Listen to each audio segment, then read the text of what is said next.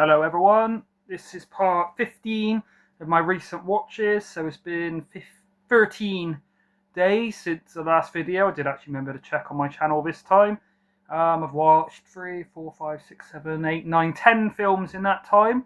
Quite a smorgasbord of genres and decades, should I say. You got some from the 70s, 90s, some more recent ones, maybe some from the 2000s. I'll talk about them when I get to them. So only yesterday I uploaded, I'm recording this on a Sunday, should upload it later on today on the Sunday.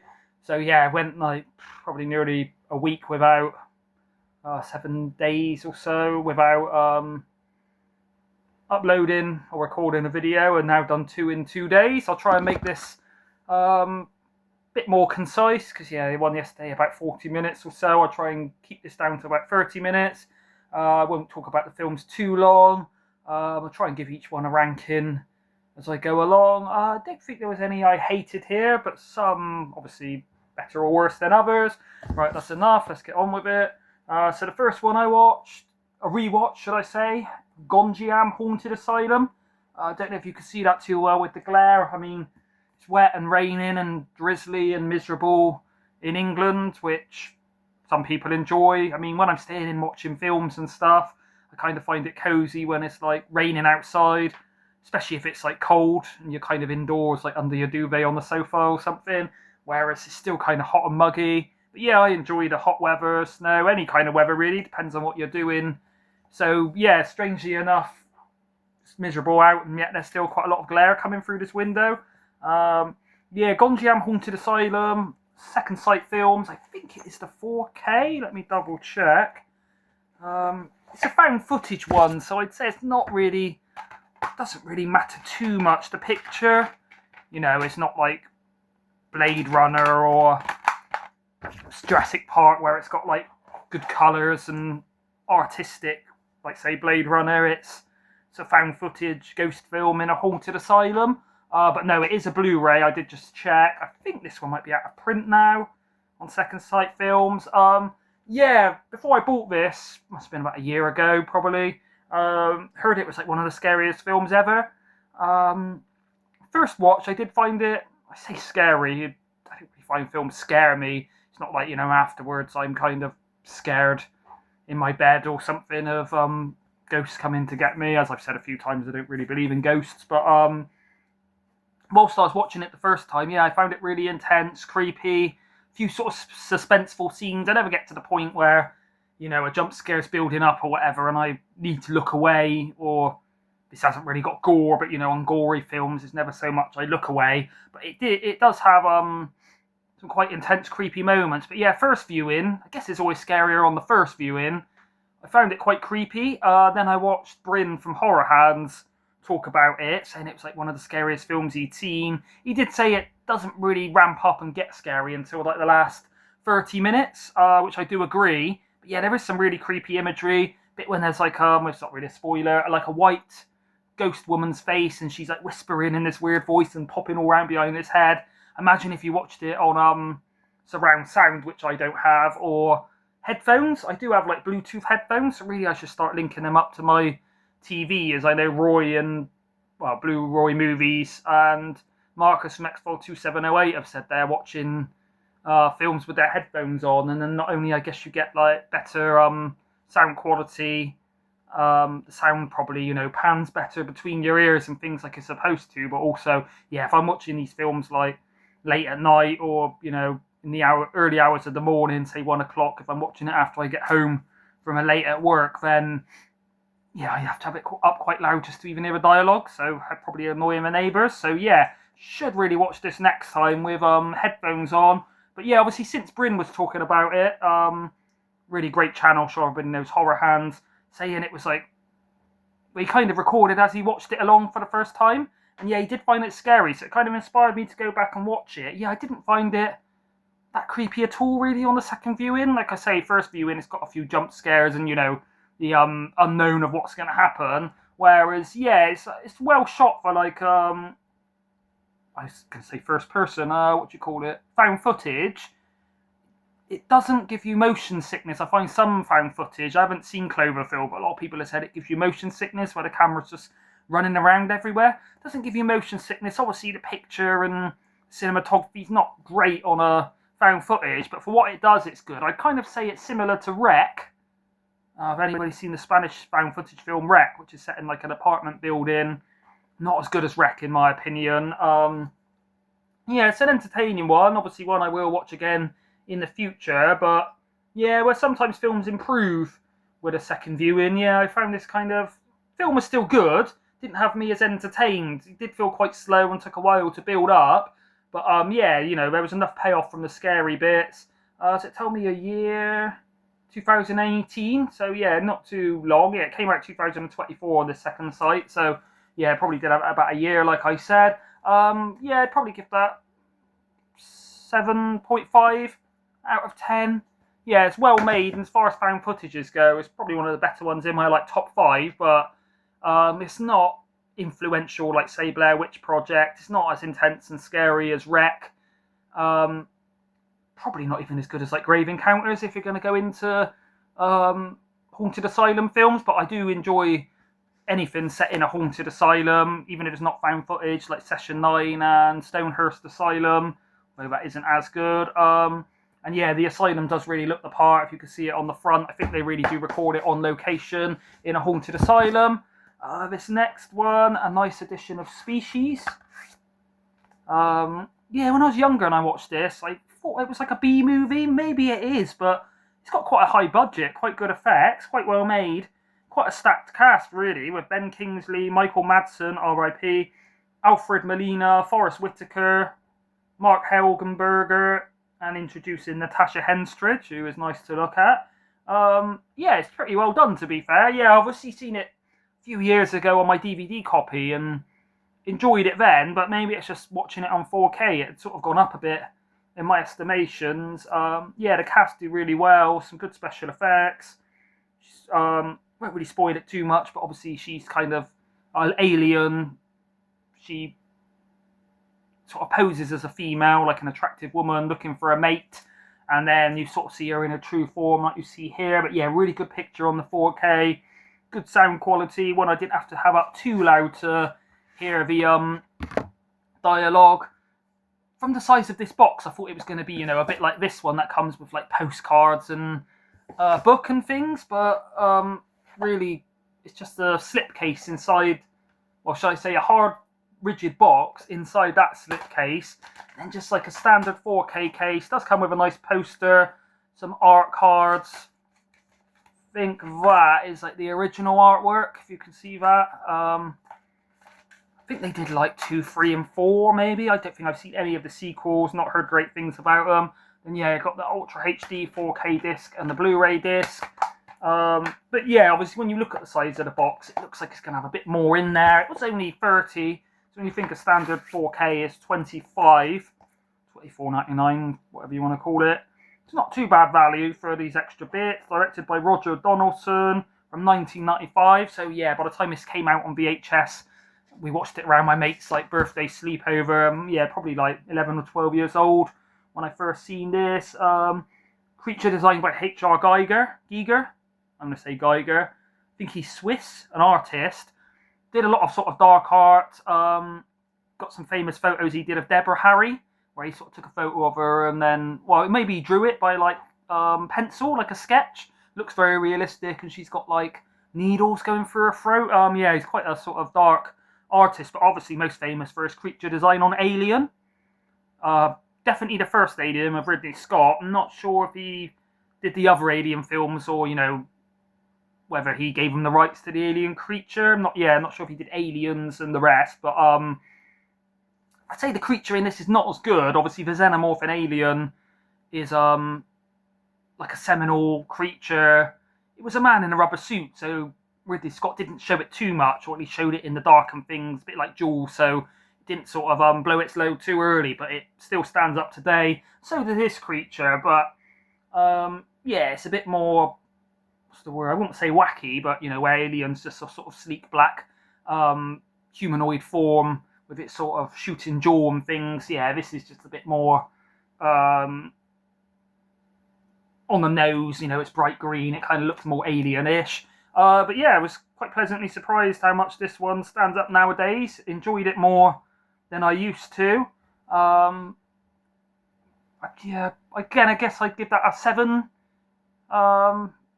Maybe a better made film than Gonjam Haunted Asylum, but Gonjam Haunted Asylum. Yeah, no, let's give it a 7.5. Yeah, I'd say it's about the same level of enjoyment. But yeah, where I remembered it being like a real B movie, it's actually quite high budget, quite glossy, quite well shot, good cinematography, quite good music. Yeah, some quite stacked actors. I was surprised going back to this that it had all those actors in. Yeah, it kind of should have been a bit more B movie than it was. Yeah, it's not quite up to the level of Alien in terms of like high grade sci-fi. So we'll say it's like a A- movie rather than or a B plus. This one always been one of my favourites. Oh, don't know if you can get this. Oh, it must have been off Music Magpie. I think I got this in the pound shop years ago. Yeah, don't know if it's got a Blu-ray or anything. When I was talking to Ash from Popcorn and Horror and Marcus from Xfile2708 about it in the Lords of Darkness group, I think Ash might have said he's got the Blu-ray of this, but Stir of Echoes with Kevin Bacon. So yeah, maybe my favourite Kevin Bacon film. Obviously he's in the first Friday the 13th when he's young, which is one of my favourites. What else is he in? Tremors is a really good one. I do prefer this to Tremors. Tremors is a bit more of a fun creature flick, whereas this is a bit more of a, it's a thriller. Kind of supernatural, but I don't want to spoil it. I wouldn't say it's ghostly as such. You'd have to watch it. I don't think it's a spoiler to say one of Kevin Bacon's, I think it's his wife rather than his girlfriend, his partner, let's say, has a friend who's like a hypnotist, and she sort of hypnotizes him, and he's very skeptical and like, it's not going to work, laughing about it.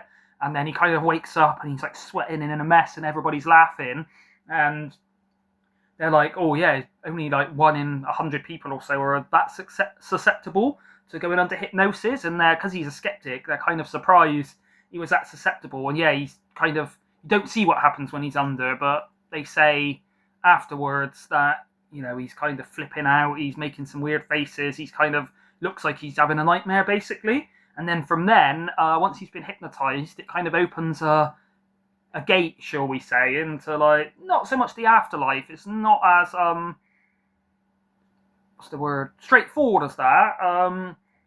But you can sort of have extrasensory perception, I guess. Yeah, I'm trying not to spoil what happens, but yeah, he's having nightmares and things. Some quite creepy imagery. Yeah, it's real well made, some tense moments, really I say grounded, it's obviously got kind of supernatural stuff, but it's always quite ambiguous, so you never sort of, oh yeah, these are definitely ghosts or people coming from like another dimension. It's always like, is it in his head, is it just nightmares? As she implanted something with the hypnosis to sort of, get into his brain and teach him a lesson for being a skeptic, because he kind of laughs at the lady not believing in hypnosis and things. Can't go into it too much, but later on, he's basically looking for something, is all I can say, in his house. Be a bit of a spoiler to say, well, I'll say it, because, yeah, I don't think it spoils it, but he's kind of like digging up the floor and smashing up the basement with a sledgehammer, and the family go, well, I think he's got a kid in it. His partner, definitely, maybe his family, go away on like a holiday, and then he's got a chance to like search him for evidence and clues, is all I can really say. Yeah, it's a bit sort of spoiler territory. I don't want to say too much. It's from 1999. It's a 15, directed by David Coep. I think I've heard of other stuff by him. Let me know down below in the comments if you know any other films by him. Catherine Erb, Ileana Douglas, Kevin Dunn, obviously Kevin Bacon. Yeah, I'm trying to think of some more Kevin Bacon films. Hollow Man, good film, but pretty weird sort of take on the Invisible Man. I think he in what's it called? Flatliners. I know it's got Kiefer Sutherland. Yeah, even though I'm a fan of Kevin Bacon, and I've seen films with him in that are all right, like Friday the 13th, he's good in it, but he hasn't got a massive role. But yeah, I can't really think of a better Kevin Bacon film than this, personally. But yeah, I'd say it's a thriller more than a horror. Yeah, I'd give that an 8 out of 10. One I really enjoy. That's probably about the third time I've watched this one. First time I watched it in quite a while. But yeah, a lot of sort of creepy imagery. I'd say it's sort of hallmarks of What Lies Beneath with Harrison Ford and is it Michelle Pfeiffer, but with a bit more of like in Flatliners, there's a bit when the guy's kind of having flashbacks of these like bullies or something from when he was younger. Yeah, kind of feels a bit like that. I'm guessing from the bit when he sort of goes under hypnosis and weird things happen. Maybe the people that made Talk to Me is took in inspiration from it. Although, yeah, I'd say it's a much better film than Talk to Me. At least the protagonists aren't absolute dickheads like in Talk to Me. Absolute classic here. Always been a favourite. Probably, I don't know. I mean, with some films, I've kind of counted how many times I've watched them. But with this, because I watched it a lot as a kid, obviously when you're sort of 9 years old or whatever watching it, it's hard to keep track. Maybe going up to like 10 watches or so of this. Always been a favourite. Some good music in it. The Warriors. Sure, everybody knows this one. I think it's directed by Walter Hill, but produced by Frank Marshall. Based on a novel by Sol Urich. Didn't know it was a book. I'll have to read that. Really epic. Like how it's sort of, well, most of it's shot in Coney Island with like the fun fair. It's all in like the New York subway and like Brooklyn and the Bronx. Some good fighting, good choreography, really good dialogue, great setup. How Cyrus is like the leader of, I think it's the Riffs. There's like multiple gangs in New York, and he wants to call a truce, like a meeting. So he says, "Come without weapons." So every single gang goes, and then he's got that sort of really legendary speech of he's like, "Can you dig it?" And everybody's sort of tuned on his every word, and even the Warriors are saying, you know, this guy's the truth. Let's go and listen to him. And he's basically saying, look how many of us there is. There's like 10,000. There's more of us than there is of the police. We could take over the city and rule the crime, and everyone's going along with it. And then, guess it's not a spoiler to say, most people's probably seen it, but it is the setup in the first 5 minutes. Basically, somebody shoots him from a rival gang because they don't want peace, and then they blame it on the Warriors. And then the Warriors are only a gang of like 9 people, 9 blokes, but they have to get home to Coney Island, and not only they have to encounter rival gangs and troubles on the way home. Shots on the subway when they're in the train and that look brilliant. Yeah, it's just such a good like representation of the grimy kind of late 70s New York. It's a 1979 film. It's only 94 minutes, really flies by. Like I say, iconic dialogue.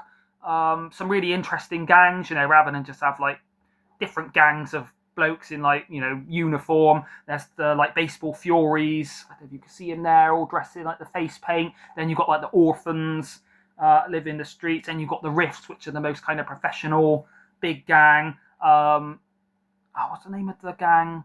There's the really iconic bit where the kind of creepy guy, really psychotic, plays the role really well. It's got like the bottles on his fingers, and he's like tapping them together and saying, "Warriors, come out to play." I can't say I've seen the actors in too many things. I think, tell me their names. There's one of the guys from the Warriors. I'm pretty sure he's in The Thing. I think he plays, I'm sure it's not a spoiler, The Thing, the guy who sort of gets his head grabbed and lifted up in the air by the Thing creature. One of the renditions of the Thing creature. I think he might be called Windows in it. As much as I've seen The Thing like 15 times, I still do get some of the characters muddled up. Yeah, one of the best things in this, I've always found iconic when I was a kid, is there's a lady, you never really see her face, you just see her lips talking, but she's on the radio, and she says like, "Good news, boppers," and she's kind of like a run-in sports commentary of the Warriors, and are they going to get back home? And then she's stirring up a bit that people are after them, sort of saying, there's like a price on the Warriors' head. The only thing I did find a bit annoying, that Marcus from X-File 2708, as this is one of his favourite films, did warn me about, is on this director's cut, I guess because it's got Frank Marshall involved in it, it kind of has like a comic book bit. It'll only be for a second where it have like a comic book frame, show like the next scene starting in like comic book drawing, so it'll show like the baseball furies, then it fades into the real. Yeah, it didn't ruin it for me, but a bit annoying. Yeah, I think I did have the standard version on DVD. Once I upgraded this, I sent the standard one to Marcus. It didn't spoil it with this Ultimate Director's Cut with the sort of animated comic book things, but yeah, I kind of would rather it didn't have it. But yeah, it's not too much fighting, but when it's done, It's done well, yeah, loads of good dialogue, the characters are all believable. Well, there is one guy in the Warriors, quite a sort of skinny guy, doesn't seem to have much fight skill. You do look at a few of them and think, would they really be able to hold their own against sort of trained fighters? But they do use cunning, and they sometimes have to run, sometimes have to escape. You know, they're outnumbered, so they're not stupid enough to try and go up against a gang of 50 people with weapons when there's only sort of 8 or so of them. Yeah, iconic. Yeah, one of my favourite film, probably be in my top 25 films. I'd have to give it a 9 out of 10, really. Sure, everybody knows The Warriors. Remember watching one when I was a kid. I think it's like a musical kind of one called The Wanderers, with like a gang called like the Boldies or something, and they like, I won't say what happens, but there's a bit with some, well, I'll say is they tie something to somebody's member on a bridge and throw like a rock off or something. Can't remember if it's really bad or not. I think it's really hard to find. They did have it on DVD in a local CEX, but it was about £10 in not good condition. Don't think it's ever had a Blu-ray or a 4K. I'm not a fan of musicals, and I'm pretty sure it's like a musical gang, kind of similar to The Warriors. Not sure which one is that first, but anybody that's seen The Wanderers, let me know if it's worth picking up. Next, one of my favourite comedies ever, probably in my top 5 favourite comedies. This is Spinal Tap. I'm sure everybody knows this. Christopher Guest, Michael McKean, Harry Shearer, directed by Rob Reiner. Not only a well-made film, entertaining, brilliant dialogue, almost every line is like quotable. How they come up with some of this is actually genius. It's all these Christopher Guest, Michael McKean, Harry Shearer, I think, went on to do the voice of Mr. Burns in The Simpsons. Yeah, they're American, but their British accents are spot on. I guess I think it's Christopher Guest's character is doing like a London accent, which is probably a bit easier to like put on, whereas the guy that tell me their names is playing I literally had my name in his head like when I first picked this up. He's a bit more like a northern, he's almost like Rochester or something, which I imagine for an American to really get that accent spot on, of like the colloquialism of like a northern accent. Yeah, probably they are completely as a bit when they see a band they don't like and they're pretending to be their friend, and as soon as they walk around the corner, he's like, wanker, that guy's a wanker. And yeah, that just sounds so genuine. Not a massive fan of glam rock music, but all the songs in this are genuinely good songs. I would actually like buy the CD and listen to it unironically. Obviously it's got funny funny lyrics. Yeah, it's like Big Bottom, some of the like things like the lyrics in it. There's genuinely good guitar playing. Yeah, these guys are actually, I don't know whether I'm guessing they wrote the songs, but performing them, yeah, they are really skilled on their instruments, really good guitar solos, good drumming. There's a joke with the drummer of how he basically dies or goes missing, and they keep having to get a new drummer, and then near the end he just spontaneously combusts and explodes and is gone off the drum kit, and another drummer comes. So many quotables, I can't really name them all. One of the bits that makes me laugh the most is when they got an album called like Smell the Glove, and on the cover they want it to have like a woman smelling this like dirty glove, and then the record execs are basically like, this is misogynistic, we can't release this. So in the end they just put it in a completely black cover, and some of them are disappointed with it, but they're trying to, what's the word, trying to see the best of it. So there's one bit when he's like, this isn't just black, this is like pastel black or something. This is like blacker than the night sky. Bit when they go to Elvis's grave and they're trying to sing and they're all out of key, and then he says like, this is barbershop raga. Bit with Stonehenge, probably the best bit in the whole film, where they're singing, I won't do any of the singing, but yeah, Stonehenge, where the spirits dwell, where the banshees live, and they do live well. Yeah, it's so catchy, all the songs. And then it starts bringing down the Stonehenge monument, if you can see it there, and it's meant to be like 40 foot tall, and no, I think it's like 60 foot, and then when he draws it on a napkin he does it wrong and they make it 6 inches tall, and it comes down, and after the end he's like, that was embarrassing. They've got like little people, I guess they call them, dancing around, and he's like, you know, that was, even the little people were bigger than that. The bit when the woman's trying to be sort of in with them and she's saying Dobley and they're all laughing at her rather than Dolby. Yeah, just absolutely flawless, so funny, so quotable. Every single song I enjoy. Won't bang on about it too much because I'm sure everybody knows Spinal Tap, and I don't want this video to go on too long, but it's always been a favourite and I've always enjoyed it. But after the last watch, yeah, just even better than I remembered it. And like I say, I'm not usually into kind of glam rock, but the songs in here kind of better than like most proper glam rock songs I've heard. Yeah, genuinely funny lyrics. A bit when they're on the stage and they come out of these like seed pods, and then Harry Shearer's character, his seed pod just won't open and he's stuck in there. And as soon as it opens, he comes out, but they're already back in theirs. Yeah, I'm sure everybody has watched this, knows how genius it is. Only 80 minutes, so it flies by. One of my favourite characters, Artie. No, what's he called? Is it? Yeah, Artie Fluffkin, I think he's. Doesn't tell me on the back. Their manager, really funny. He's got like a cricket bat that he like smashes things up. Yeah, I could just talk about this for ages and sort of name every single quote I can remember, but I won't go on too long. But I will say, as a ranking, first time ever on this channel, I'll give this an 11. Next, I went from a kind of fun, I guess it's a musical, really, about as musical as I get. Obviously, it is a mockumentary or a rockumentary. There is a little documentary on it at the end. On this is like a 3-disc special version where it's talking about a load of comedians, and like Ricky Gervais and a lot of modern comedians were massively influenced by it and the style. But yeah, obviously after a fun, light-hearted musical comedy, went quite different with the remake of The Hills Have Eyes. So I recently spoke about this on my best horror remake ranking video. And yeah, I had this quite high up, directed by Alexander Arjar. Also does Mirrors, Crawl, Hitman, Horns, High Tension. Yeah, just a really good actor, director. Yeah, it's very brutal, pretty disturbing, quite good gore. Scene in the caravan, what happens to like the younger girl is what I'm going to say, probably the most disturbing scene.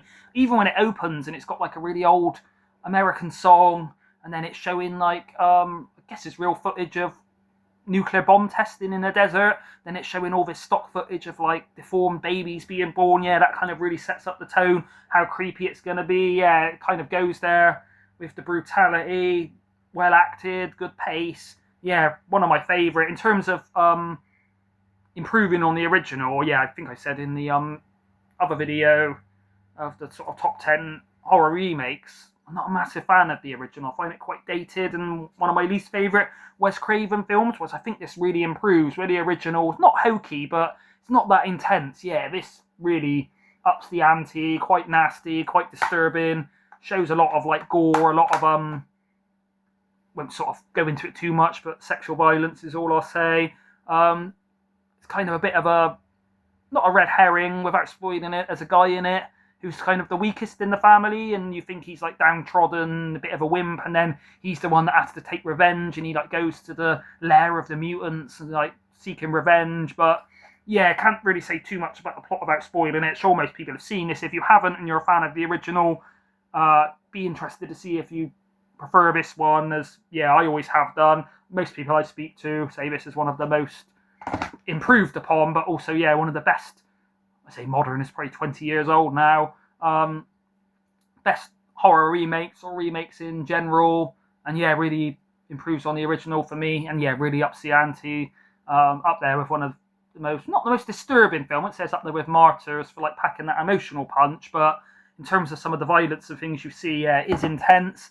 Talking of intense, when you thought you probably couldn't get any more messed up than Hills Have Eyes, you've got Visitor Q. By Miike Takashi. What year is this? Oh, sorry, I didn't give that a score. Yeah, I'd give that an 8 out of 10. Yeah, not just a good horror film, but one of my favourite horror remakes. This is from 2001, Miike Takashi's Visitor Q. As you can probably see by the front cover, it's going to have a lot of taboos in it. 18, contains strong sex, violence, and sexual violence. 86 minutes, it's Japanese. This is the fully uncut version. Yeah, I mean, it looks like it's shot digitally, and the cinematography it's meant to be realistic. It isn't great. It kind of, yeah, rather than being shot on film, you can kind of tell it's digital. Looks like it's kind of shot on like a digital camera, basically, but it works for the context of this film. most insane film yet from the director of Audition and Dead Alive. That's a statement, because Itchy the Killer, Audition, he's done some insane films in terms of hyper-violence. This has not just got the violence, the gore, but it's got any taboo you can think of. This covers it and breaks it down. Basically, really sets a tone where some guy is like sat in like a reception with the window open. Some guy just picks up a rock, leans in through the window, smacks him on the head with it. I think it knocks him out. When he comes to, he does it again. So he's knocked out enough to get amnesia, so you don't know who he is. Well, who the guy that hit him is. He's called Visitor Q. The guy basically says to him, I'm going to move in your house for a little while, live with you and your family. The guy kind of accepts it, lets him in. They've all got a messed up life. He tries to like change their lives for the better. The son in it, he like beats his mum with like paddles and kind of like S&M, but not really in a sexual way. But yeah, brutal, horrible what he's doing to his mum, and the Visitor Q's just watching it. The daughter is like starring in like low budget porn films. The mum is like repressed and obviously being beaten. There's a lot of lactation fetishes and stuff, which also does have in another film by Miike Takashi called Gozu, probably to a higher extent. But yeah, obviously this guy's got some kind of fetish about breast milk, is all I'm going to say. Not going to go into the details too much, but it's squirting everywhere. This scene you can see here goes even further than what it shows there. It's sort of played as a dark comedy satire, so there's some scenes which should be really disturbing, and they kind of are, but rather than being like Hills Have Eyes, where it's meant to be sort of disturbing and intense, there's some scenes, without going into it too much, like a sort of, to say it's a scene with necrophilia is misselling it a bit. You'd have to see it to understand the context, but that's kind of played in a black comedy way. Yeah, I'd say it's Miike Takashi's most messed up film, and that is a big statement because the guy is twisted. But yeah, this is just got everything. One of the most messed up films I've seen. Some of this in, I'm like, how is it not so much not banned, because obviously it is like 2001, but how have you not heard of it more? How is it not more controversial? You know, it's got more intense imagery than, say, Cannibal Holocaust, obviously, without like the animal cruelty, more taboos, more sexual taboos. Yeah, without going into too much detail, there's a bit where the wife's like just milking herself, and it's like squirting all over her own family and stuff. There's a bit where the dad basically stars in like a porn film with his own daughter. So yeah, if you think of some taboos like scat, necrophilia, incest, murder,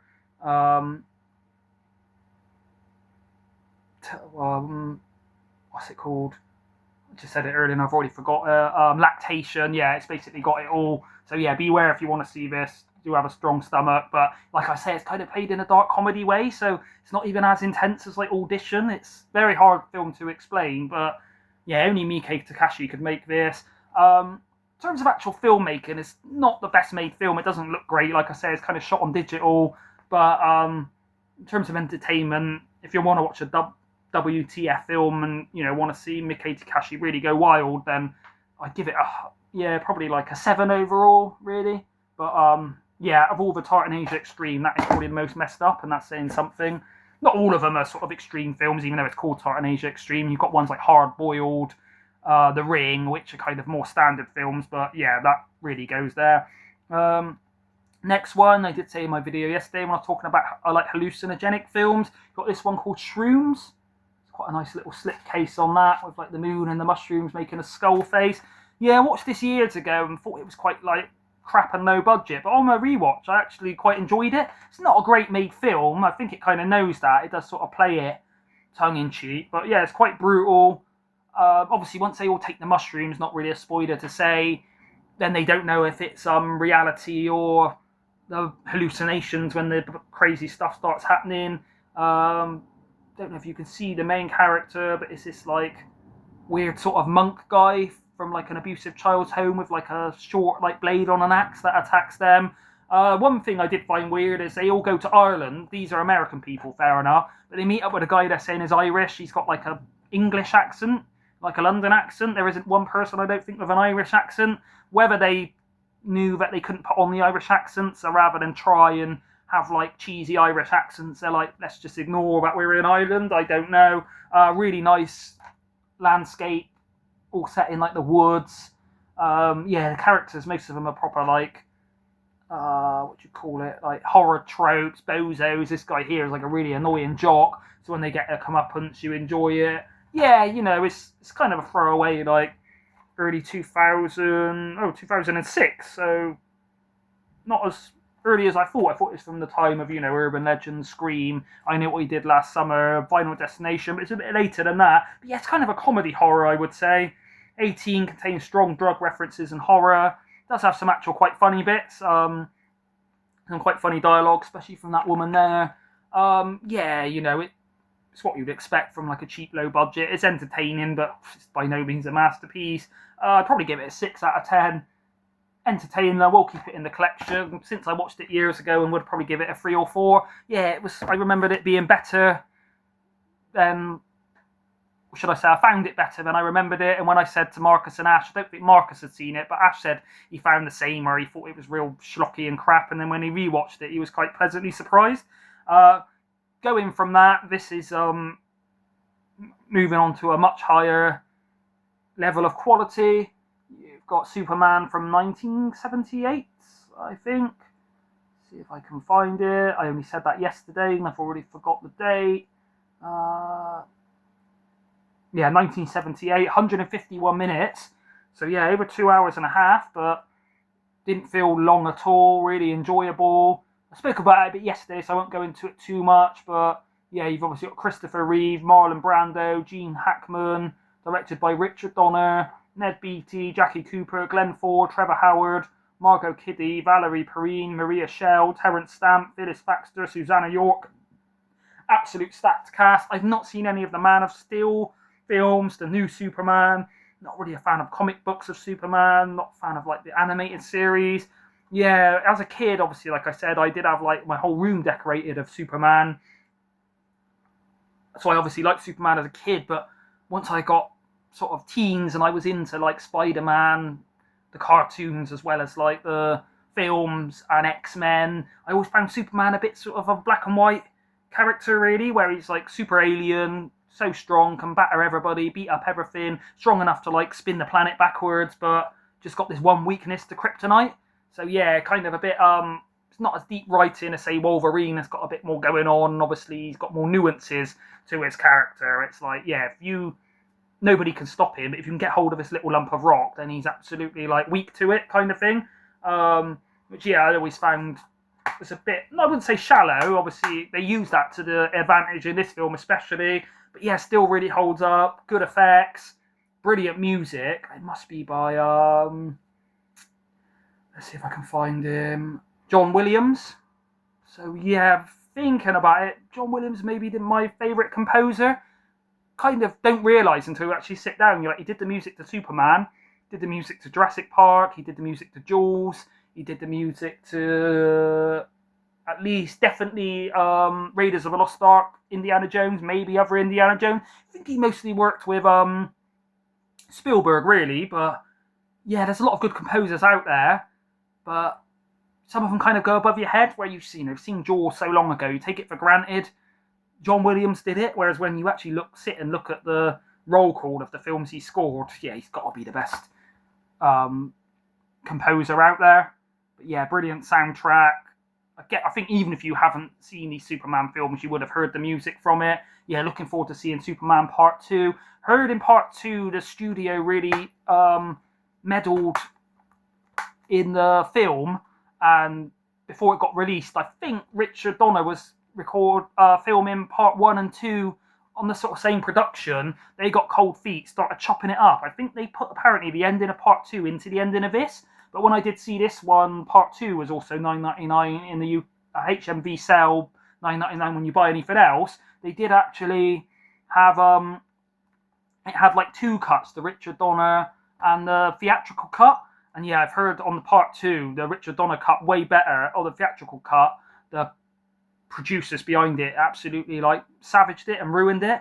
So yeah, I don't think there's a different cut of this, but yeah, the ending worked for me, but apparently they did sort of take the ending from part 2 and stitch it onto this.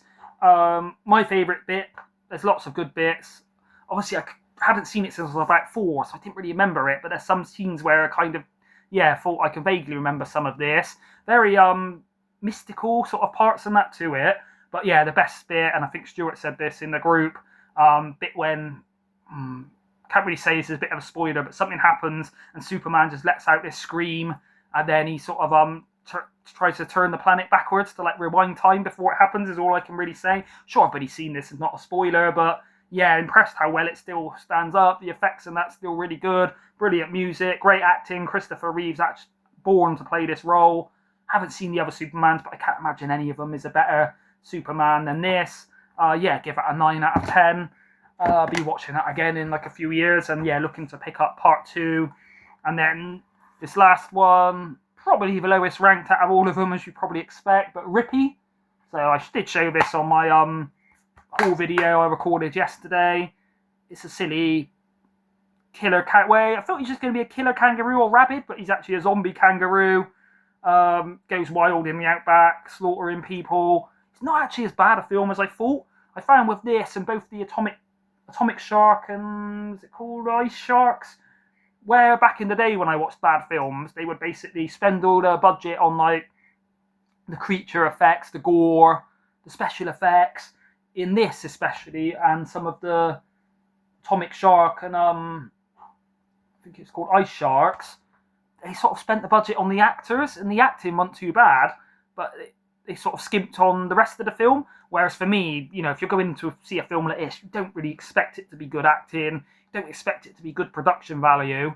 I expect the acting to be crap, and I want it to be not only funny and schlocky, but I want it to be all about the like over-the-top gore, mayhem, carnage, Rippy, the kangaroo in high detail, showing him slaughtering people. Whereas, not only I found, the acting isn't good, but I've seen a lot worse, where they've employed people like Michael Biehn, as you can see him there from Terminator and Aliens.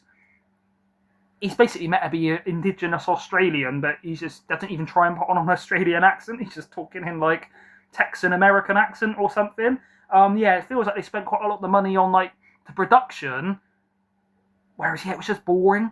First half, there was bits when Rippy was attacking, you didn't really see him. Bits when you didn't see the killing, you just heard a noise and it showed the aftermath. And I was like, this is, unsatisfying if it goes along like that. But the second half did up the ante. It did show Rippy a lot more. He didn't look great, to be fair. I think he was CGI rather than like a puppet. I'd always rather they go for a puppet. It wasn't as silly and over the top as I thought it would be. Special effects weren't great. It didn't show too much gore. I mean, it's only a 15. That should have been a bit of a red flag, really. I mean, it says strong injury detail, horror, violence, language. Never really went there. Main thing I would say, obviously, I had a bit of a drink before I watched this, as I knew it's the kind of film to watch when you're a bit drunk. I just found it boring. I found it quite hard to get into the first half. I was paying attention, but I just wasn't absorbing any of it. I was just, found it hard to focus on. Not as badly made as it should be, but I'd rather they had worse acting, worse like cinematography, just make it real crap and schlocky, but satisfy us with all the over-the-top gore and mayhem and make it funny and silly. Whereas I think they actually tried to play it a bit more straight. There was kind of jokes in the dialogue where they put some comedy, and one or two bits was like amusing. I wouldn't say I laughed out loud, but rather than sort of, play it tongue-in-cheek, knowing a bit like I've heard Cocaine Bear is like, where you're making it like a crap schlocky creature feature. I think they actually tried to play it serious, and that lost it some points, really. I mean, I'd give it a 4 or 5, let's say 4.5 out of 10. I've seen a lot worse. I've seen worse acting. I've seen worse creature effects.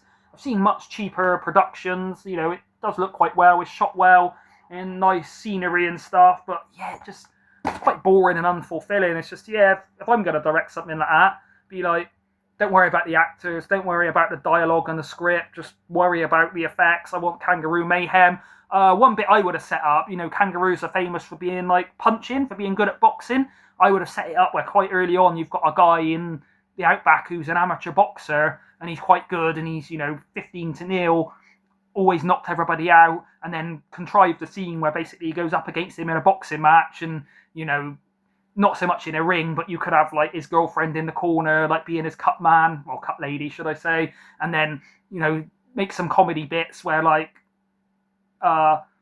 bit where he punches him in slow motion and the spit comes out of skin, you know, make a bit of a Rocky kind of like satire of at least that one scene. But yeah, I think there's quite a few bits they could have done. Maybe something like using the pouch where maybe he's got a bit where his hands are tied up and or his hands are broken, his claws, I don't know what a kangaroo has, but then he basically gets like a knife out of his pouch. Yeah, I think there was just a lot more innovation and things they could have done with it that they just sort of what's the word, like missed the mark in terms of, yeah, it's just not very imaginative, not very innovative. I'm not saying I would be able to make a good film, but I would at least try and go there with, you know, have the kangaroo in a boxing match with someone, do some kind of killing, maybe smothers a guy's head in his pouch or something. I don't actually know if male kangaroos have a pouch, whether he's meant to be male. But yeah, it's as shit and silly as you'd expect, but kind of better made in a bad way where, yeah, they went for all the like production value and acting and skimped on the special effects and the kangaroo mayhem. You don't see him as much as you should.